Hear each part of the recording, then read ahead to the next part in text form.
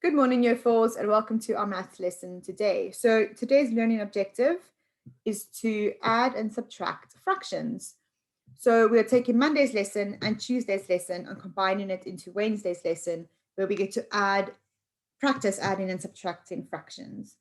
So our success criteria is to recall how to add and subtract fractions, and then to take that knowledge and to apply this to models, like bar models or part whole models, and then apply that knowledge to problem solving. So to start with, we will do our starter. So we're multiplying three numbers together, and you might need to do column method to get the final answer as well. So just have to think about that. Okay, excellent. And these are your answers for those questions. Okay, great. So some vocabulary that we'll be needing for today again is pretty much the same we've been using for Monday and Tuesday. So we've got addition and subtraction. So we need to know what we need to do when we add, and we need to know what to do when we subtract and what those words mean.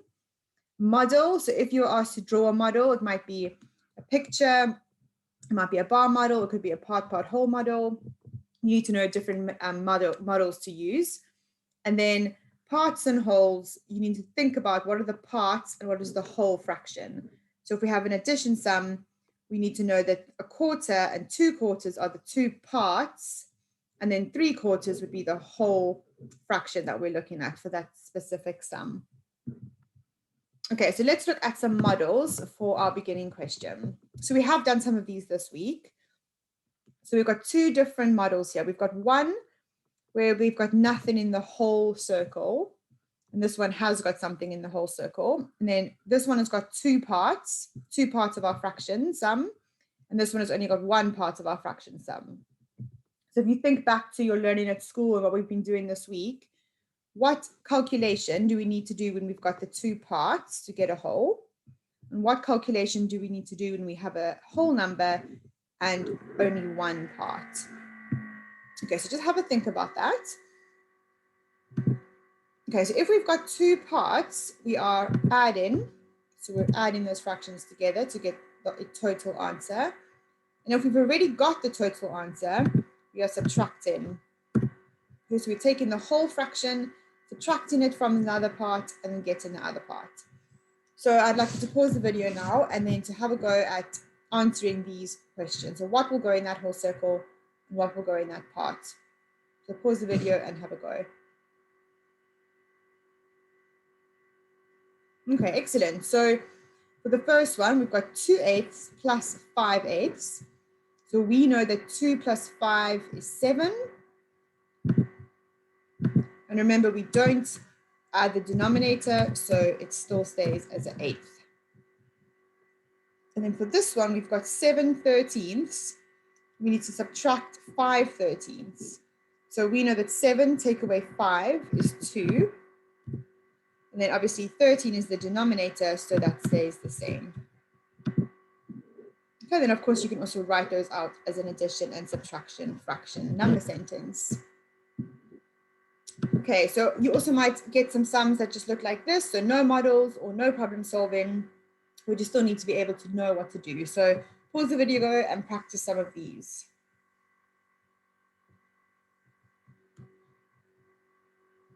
Okay, excellent. So the first one, we have 6/7 as the answer because we're adding 3 plus 3 as the numerator, but then the denominator stays the same. And with this one, we've got a takeaway, so subtraction. So 4 take away 1 is 3, and then the denominator stays the same, so 3/5 is your answer. Okay, then our last one, we've got an addition fraction number sentence again. So 2 add 3 is 5. And then we are looking at 9ths as the fraction, so that stays the same. So the answer is 5/9. Okay, so these are number pyramids, and you might have seen them before. But what they do is you need to find out what the next number is. You need to add these two numbers together, or these two fractions together. So for example, I'll do this one with you, and then you can have a go at this one by yourself. So when there are two numbers next to each other, you need to add them together to get the number above. So for example, 4/8 add 2/8 will be 6/8. 6/8 will go here. Okay, and then to get this number, you have to add 7/8 plus 6/8.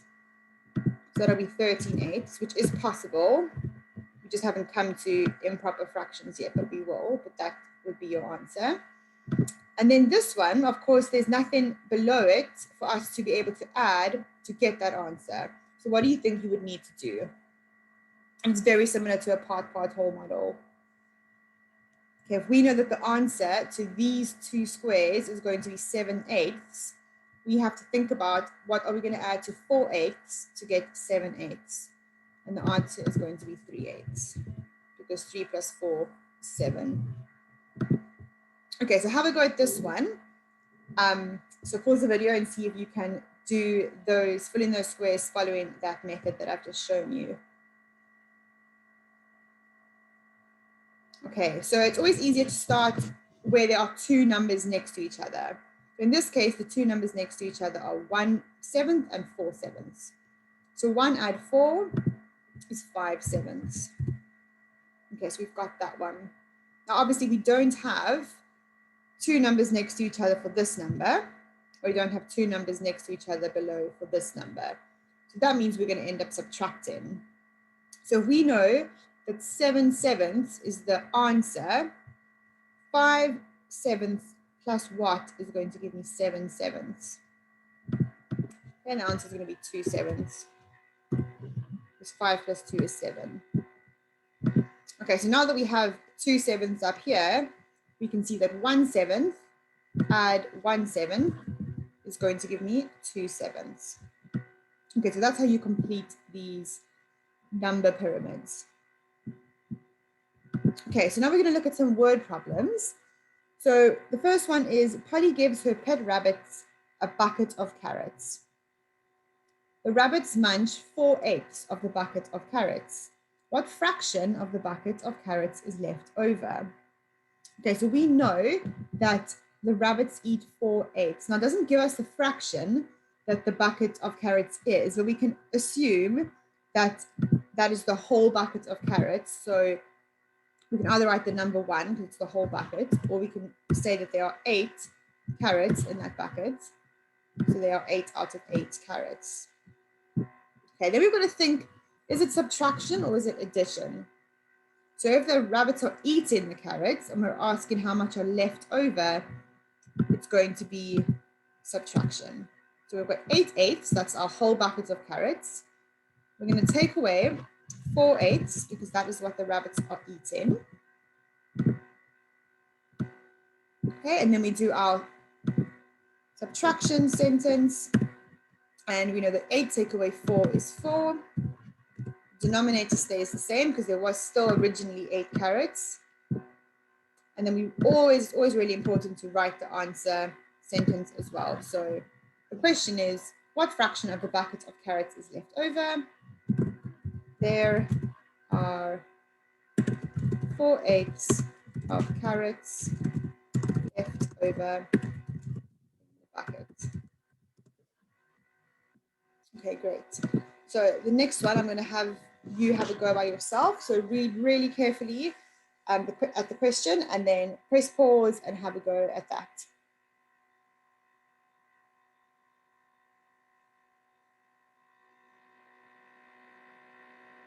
Okay, so the question is, Tony and his dad are making a wooden playhouse. So they use 9/15 of a pile of wood for the walls. They use 3/15 of a pile of wood for the roof. What fraction of the wood is left over? Okay, so because they're asking what fraction of the wood is left over, we know that that's going to be a subtraction sentence because we obviously have to see what is left from the whole. But again, this one doesn't give us the whole amount of wood in the beginning. So we can also then assume that it's 15/15 because that is there was 15 out of 15 pieces of wood or piles of wood. Okay, now they use 9/15 for the wall. So our sum will look like this. Take away 9/15.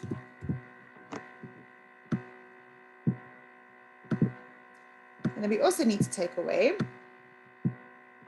3/15 that they use for the roof.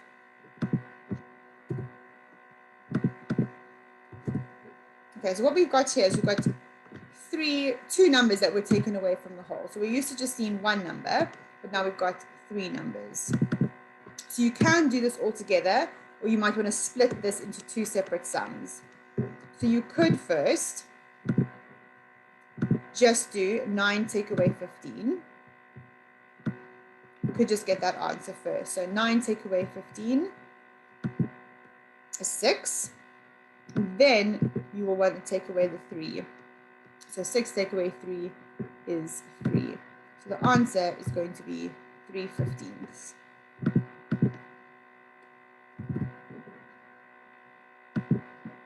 Okay. And then we also, of course, have to write the answer sentence. So there is 3/15 of wood left over. And of course, if you wanted to do models as well, that's absolutely fine. Whatever helps you work out the answers to these sums. Okay, so what you're going to do now is go into Microsoft Teams and do a quiz on adding and subtracting fractions. So there'll be different examples of what we've done today. So there'll be some word problems, there'll be some fraction pyramids, there might be some part whole models.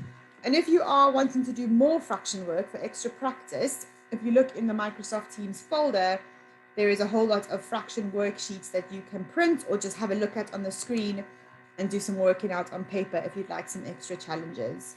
So enjoy today's lesson, and I look forward to marking your work.